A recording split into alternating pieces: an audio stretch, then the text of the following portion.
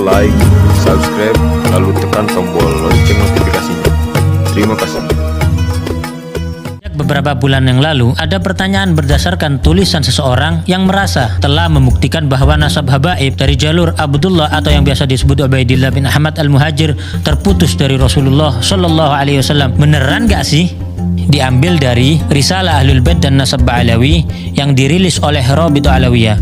Bisa di-download di website Rabithah Alawiyah di www.rabithahalawiyah.org. Berdasari pernyataannya dari setidaknya dua kitab yang dijadikan hujjah, yakni Syajaratul Mubarakah yang diklaim karya Imam Fakhrur Razi dan Tahdzibul Ansab karya Al-Ubaidili. Dikatakan bahwa dalam kedua kitab tersebut tidak ada nama Ubaidillah bin Ahmad al-Muhajir, ayah dari Alawi yang wafat abad 4 Hijriah, datuknya para Alawiyin. Bahkan dikatakan bahwa kemungkinan nama Ubaidillah adalah fiktif yang diada-adakan. Wow, yuk bedah satu-satu. Syajaratul Mubarakah diklaim sebagai kitabnya Imam Fakhrur Razi, yang mana beliau adalah imam besar Ahlus Sunnah wal Jamaah berakidah Al-Asy'ari, juga panutan para habaib.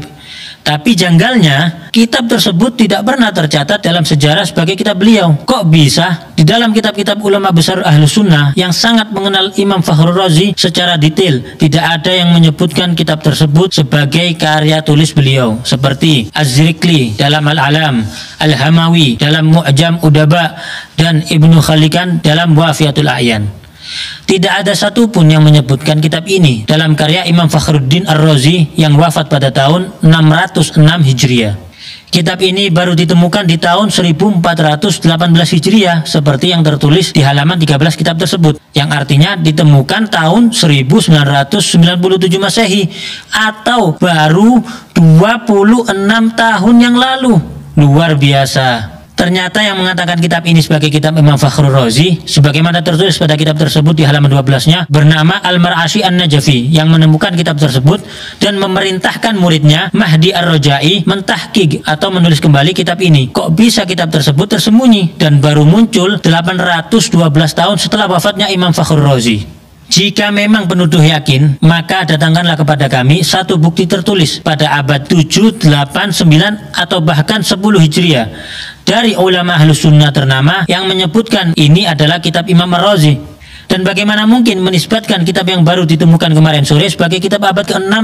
Penuduh cenderung selalu menghindar dari pertanyaan ini. Penuduh berdalih bahwa si penemu kitab dan pentahqiqnya pun pada halaman 11 mengakui bahwa beliau terkejut saat menemukan kitab ini. Dan gak perlu penuduh meminta Rabithah Alawiyah ngecek ke perpustakaan di Istanbul, karena Rabithah tidak dalam keraguan sedikit pun.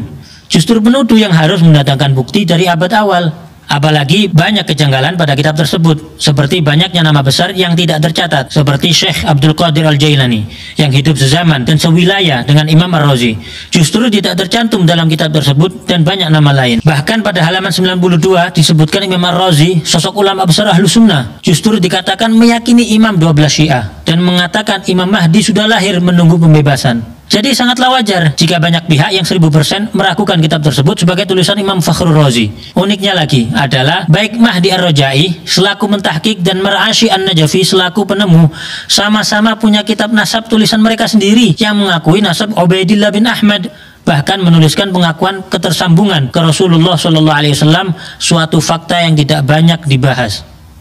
Oke, satu hujjah penuduh kita coret dulu. Lanjut hujjah kedua, kitab Tahdzibul Ansab. Kitab ini karangan Syekh Ubaidili. Beliau adalah seorang ahli nasab yang mana dalam kitab tersebut Al-Ubaidili hanya menyebutkan di antara anak Ahmad bin Isa. Artinya beliau tidak berniat menyebutkan seluruhnya. Namun justru dalam catatan lain kita temukan perkataan Al-Ubaidili yang memang memiliki ribuan lembar catatan manuskrip yang dinukilkan oleh ahli nasab ternama Said Murtadha Az-Zabidi, yaitu Syekh Syaraf Ubaidili berkata, Syarif Ahmad bin Isa An-Nagib berhijrah dari Madinah ke Basra di 20 tahun kedua dari abad ke-4 Hijriah, yakni tahun 317 Hijriah. Beliau keluar bersama putranya Abdullah ke arah timur. Dengan demikian, Al-Ubaidili justru menjadi ahli nasab abad ke-5 yang turut mengakui adanya Abdullah bin Ahmad. Kami tidak mungkin menerima tuduhan sang penuduh bahwa ahli nasab sekelas Az-Zabidi berbohong dalam mengutip perkataan Al-Ubaidili tersebut. Sekarang dua hujah tersebut sudah kita bahas. Nah, sekarang gantian. 1. Mampukah penuduh mendatangkan bukti dari abad 7, 8, 9, 10, 11, 12 atau bahkan 13 bahwa ada ahli nasab yang mempertentangkan kebenaran nasab Alawiyin? Perlu diketahui bahwa tidak ada satupun ahli nasab terdahulu yang mengingkari nasab tersebut. 2. Ilmu nasab sudah baku dan disepakati oleh seluruh mazhab tentang syarat penetapan suatu nasab. Lalu penuduh membuat suatu syarat, yakni harus ada kitab yang ditulis di zaman tersebut. Pertanyaannya, ahli nasab mana yang mengatakan kaidah tersebut adalah syarat isbat suatu nasab? Lalu kenapa penuduh membuat syarat atau kaidah baru yang tidak dikenal dalam ilmu nasab sebelumnya? Dapatkah penuduh mendatangkan satu saja ahli nasab terdahulu dari mazhab manapun yang mengatakan hal tersebut sebagai syarat penetapan nasab? Pertanyaan-pertanyaan tersebut dihindari oleh penuduh yang lalu berusaha beralih ke pembahasan lain. 3. Dan kata siapa Imam Ubaidillah hilang fiktif selama 500 tahun lebih? Jika mau sabar dalam mempelajari, nasab tersebut disebutkan oleh catatan nasab dari kalangan Alawiyin. Tapi mengingat penuduh tidak berkenan dengan catatan nasab dari kalangan Alawiyin, mari kita lihat sebagian dari banyaknya bukti tertulis oleh para ulama ternama dari zaman ke zaman yang mengakui nasab Alawiyin, termasuk Abdullah bin Ahmad, seperti Al-Janadi yang telah menyebutkan nasab Abdullah bin Ahmad. Dalam kitab As-Suluk karya Al-Janadi telah disebutkan nasab Abdullah bin Ahmad. Lalu penuduh hendak mengecoh dengan mengatakan Abdullah yang di kitab dan Ubaidillah adalah orang yang berbeda. Oke, nggak apa-apa. Maka siapakah Abdullah yang dimaksudkan oleh penuduh? Sebutkan bukti sejarah, makamnya di mana. Juga sebutkan keturunan Abdullah yang dimaksudkan penuduh hingga lokasi mereka saat ini. Termasuk juga siapa Abul Hasan Ali bin Jadid yang disebutkan oleh Al-Janadi tersebut, disertai bukti-bukti sejarahnya. Ditambah lagi statement menggelitik seperti Ba'alawi yang tercatat pada kitab terdahulu berbeda dengan Ba'alawi yang sekarang. Maka datangkanlah bukti sejarah bahwa ada kabilah lain di Hadramut yang juga disebut Ba'alawi. Dan ada kelompok lain yang nasabnya seperti disebutkan Al-Janadi dan lainnya, disertai lokasi makamnya, sejarahnya, juga data keturunannya. Al-Yafi'i, Al-Malikul Afdal yang juga menyebutkan nasab Abdullah bin Ahmad. Ali bin Al-Hasan Al-Khasraji juga menuliskan nasab yang sama. Al-Husain bin Abdurrahman Al-Ahdal yang menuliskan nasab keturunan Abdullah bin Ahmad. Abil Abbas Ahmad Asy-Syaraji Az-Zabidi yang turut menyebutkan nasab Alawiyin yang tersambung. Imam As-Sakhawi yang menyebutkan nasab yang bersambung pada Ubaidillah bin Ahmad. Imam Ibnu Hajar Al-Haytami, ulama besar yang juga ahli nasab yang turut menyebutkan sanadnya bersambung ke Ubaidillah bin Ahmad. Al-Ayashi yang menyebutkan nasab yang bersambung hingga Ubaidillah bin Ahmad.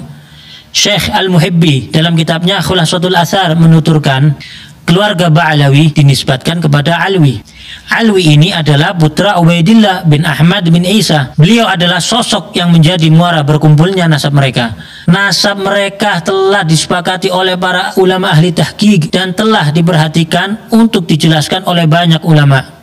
Lalu Syekh Yusuf An-Nabhani, seorang mufti besar dan guru dari para ulama Ahlus Sunnah wal Jamaah, guru dari Hadratus Syekh Hashim Asy'ari, menjelaskan dalam mukaddimah kitabnya Riyadul Jannah, sesungguhnya para sada al-Ba'alawi telah disepakati oleh umat Nabi Muhammad sallallahu alaihi wasallam di sepanjang masa dan di setiap tempat, bahwa mereka termasuk ahlul bait yang paling sahih nasabnya, paling kokoh kemuliaannya, dan paling banyak ilmu, amal, keutamaan serta adabnya. Hadratus Syekh Hashim Asy'ari bahkan mencantumkan Al-Habib Ahmad bin Abdullah As-Saggaf yang merupakan salah satu pendiri Rabithah Alawiyah dalam Qanun Asasi saat pendirian Nahdlatul Ulama. Kita tentu tidak merasa perlu meyakinkan penuduh untuk mempercayai dan menghargai para ulama-ulama tersebut, karena mereka semua bagai matahari di siang hari yang dikenal luas kejujuran dan keilmuannya. Tidak mungkin para ulama-ulama besar tersebut sengaja berbohong bersama-sama dan tidak berusaha memastikan informasi yang mereka sampaikan, apalagi Rasulullah SAW menyampaikan ancaman neraka bagi yang berbohong atas nasab. Sejarah Alawiyin telah jelas, disertai lokasi makam dan tempat bersejarah mereka yang terjaga hingga kini. Dapatkah penuduh sebutkan satu saja ulama atau ahli nasab terdahulu di Hadramut yang menafikan bukti-bukti sejarah tersebut? Lalu apakah catatan nasab Rabithah Alawiyah diakui ahli nasab dan Naqabah internasional? Tentunya tidak hanya sekedar surat dengan cap dan tanda tangan. Hubungan dengan ahli nasab dan Naqabah di Yaman terjalin dengan baik. Naqabah Mesir yang beberapa kali berkunjung ke Rabithah Alawiyah.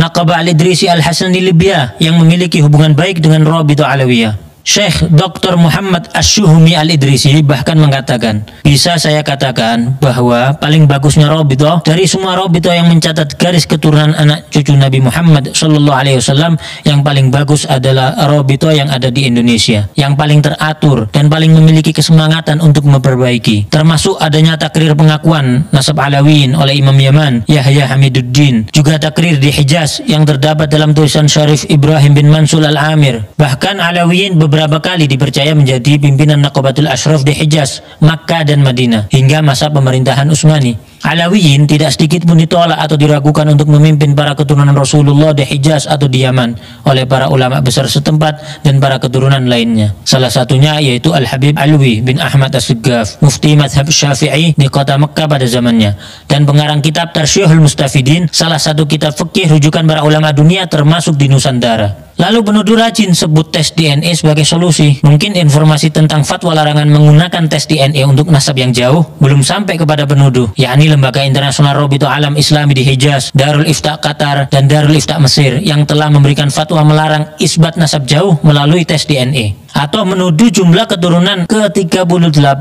sampai 44 sebagai tidak logis. Maka penuduh perlu melihat jumlah keturunan dari jalur keturunan Rasulullah lainnya selain Alawiyin, yang ternyata juga di range yang sama. Karena coba-coba hitung pakai kalkulator, ternyata justru beresiko malah jadi menafikan adanya keturunan Rasulullah SAW. Bukti bahwa nasab tersebut sudah memenuhi syarat syuhra wal istifadhah juga tidak terbantahkan dengan tidak adanya penolakan dari abad ke abad. Juga diakui oleh para ulama besar dan ahli nasab dari masa ke masa. Tidak disebutkannya sebuah nama pada suatu kitab nasab tidak dapat diartikan orang tersebut tidak ada atau bahkan fiktif, karena terdapat ulama dan ahli nasab thiqah lainnya yang menulis dan menambahkan. Maktab Daimi di dalam Rabithah Alawiyah ditujukan untuk melanjutkan catatan-catatan nasab dari para pencatat terdahulu kalangan Alawiyin untuk diteruskan di Indonesia demi menjaga keberlangsungan dan pemutakhiran catatan nasab tersebut. Jadi, meski didirikan tahun 1928, catatan nasab yang digunakan bersambung sanadnya dari ahli keluarga dan nasab zaman ke zaman. Tentu kita bersyukur kepada Allah Subhanahu wa Ta'ala. Terdapat para kiai, ulama, dan banyak pihak yang berdiri membela para habaib. Jika ada beberapa oknum habaib yang belum mengikuti kemuliaan akhlak dan kesolehan datuk-datuknya, maka kami memohon doa antum semuanya agar Allah Subhanahu wa Ta'ala memudahkan langkah mereka menuju kebaikan. Nasab yang bagus itu bukan untuk membanggakan diri, bukan untuk meremehkan orang lain.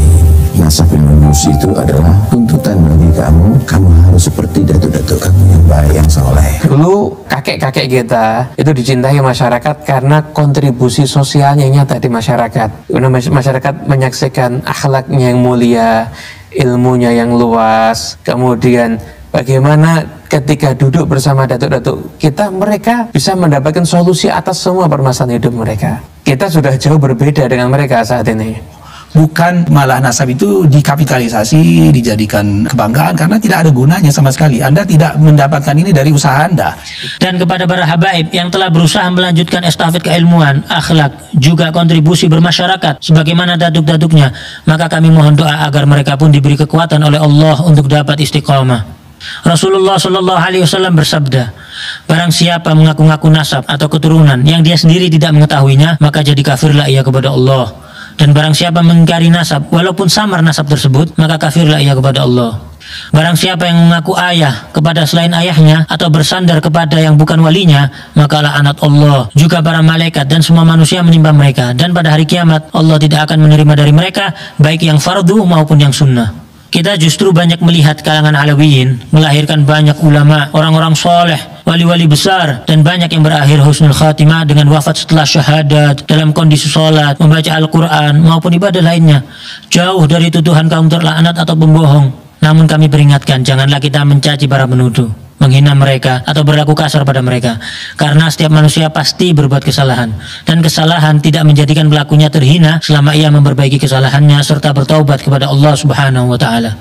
Semoga Allah Subhanahu wa Ta'ala memberikan taufik dan hidayah bagi kita semua, dan semoga umat ini dipenuhi rasa saling menghargai, menghormati, dan saling mencintai karena Allah Subhanahu wa Ta'ala.